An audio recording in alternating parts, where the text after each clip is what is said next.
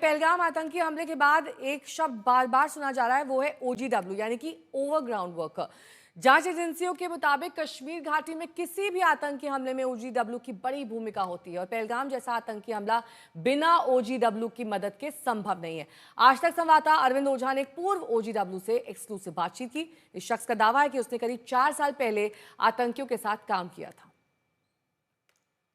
पहलगाम के बैसन घाटी में जिस तरह से आतंकवादी हमला, उसके बाद जांच एजेंसियों का मानना है कि बिना ओवरग्राउंड वर्कर के इतना बड़ा आतंकवादी हमला नहीं हो सकता।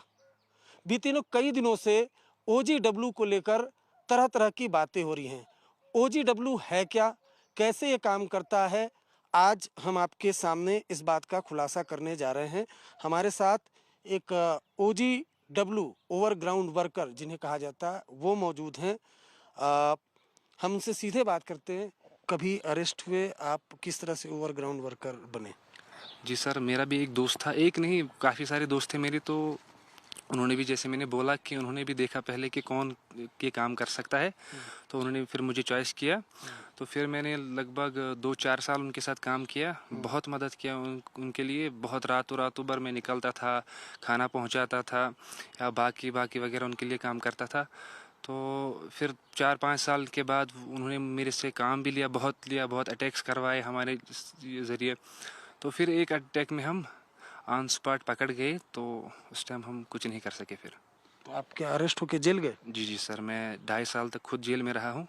क्यों, एक बेनिफिट था मुझे बाहर आने का, वो तो ये था कि मैं माइनर था। अगर मैं माइनर नहीं होता तो मुझे नहीं लगता कि मैं आज यहाँ पर आपके सामने बात करता हूँ। आप पकड़े गए, उस दौरान क्या हुआ था? कैसे ऑन द स्पॉट पकड़े गए थे? क्यों, कौन सा टेररिस्ट अटैक था? वो एक ग्रेनेड अटैक था, पुलिस पे वो करना था हमको। तो मेरे साथ एक मिलिटेंट भी था, लेकिन वो भाग गया, भागने में वो कामयाब हो गया। तो जब हम गए, बाइक पे हम गए, ग्रेनेड जब हमने फोड़ा, तो जब ग्रेनेड की आवाज़ में, मतलब वो मेरे सामने ही फटा एक, उसमें थोड़ा सा जो वहाँ उसमें वो निकल गए, वो जब वो फोड़ गया तो उसमें जो ये बारूद वगैरह निकला वो थोड़ा मेरे सर पे भी लग गया। अच्छा। तो उसकी वजह से मैं वहीं पर गिरा। तो पूरी तो ट्रेनिंग भी नहीं थी, तो इसलिए जब मैं वहाँ पर गिरा तो उन्होंने फिर सीसीटीवी फुटेज चेक की थी कि ये बंदा इसमें यही इसी ने, क्योंकि वहाँ पर मुझे देखा भी था कि बहुत सारे लोगों ने, तो वैसे में फंस गया उस टाइम।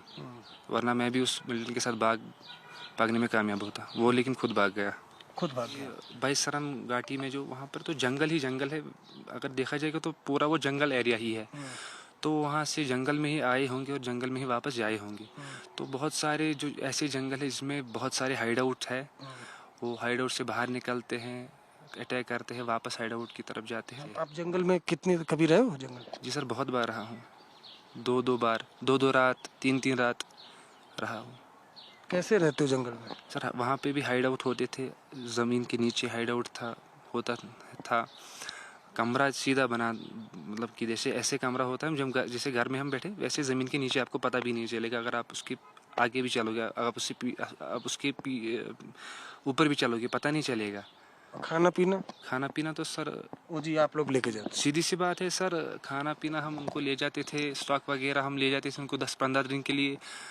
तो 10-15 दिन उनको निकलते थे उस खाना को, तो उसके बाद हम फिर से ले जाते थे। ऐसे ही महीना भर खाना उनको ले जाते थे, महीने के बाद फिर से ले जाते थे, ऐसा ही सिलसिला जारी रहता था। अब आपको जब आतंकवादियों के साथ रहे, ग्रेनेड ब्लास्ट किया, अब आज की डेट में क्या लगता है, वो गलत था?